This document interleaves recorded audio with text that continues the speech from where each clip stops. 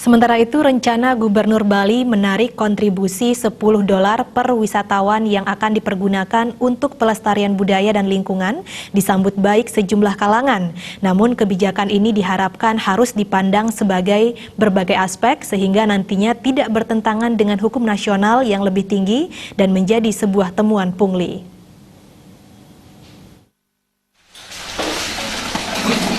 Rencana menarik kontribusi $10 per wisatawan nampaknya segera terwujud karena pemerintah Bali saat ini sedang mematangkan rancangan naskah akademik sebagai payung hukum.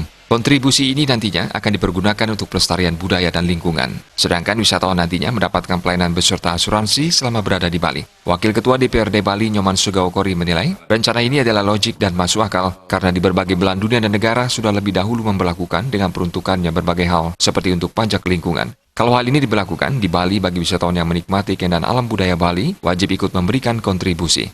Nantinya, apapun bentuknya, asalkan tidak bertentangan dengan hukum yang lebih tinggi dan tidak menjadi sebuah temuan jenis korupsi baru. Kontribusi ini diharapkan dapat memperkuat aspek pariwisata dan benar-benar untuk pelestarian lingkungan. Selain itu tidak kalah penting diperhatikan, yakni agar gubernur dan seluruh jajarannya untuk mengkaji secara cermat baik aspek regulasi dasar hukum yang digunakan sehingga tidak tumpang tindih.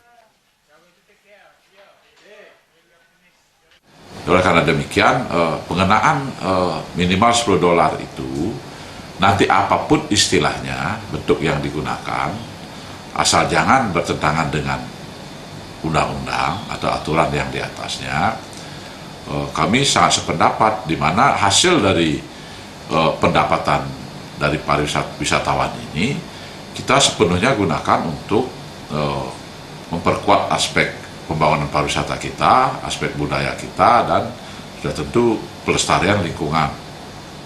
Ini yang paling penting.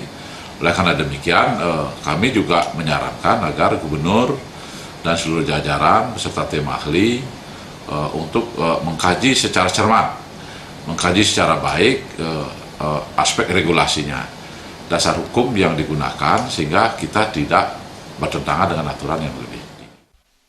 Rencana pemerintah memperlakukan kebijakan ini agar wisatawan yang datang ke Bali tidak hanya dapat menikmati objek wisata, namun juga terlindungi aktivitasnya. Terima Jabali.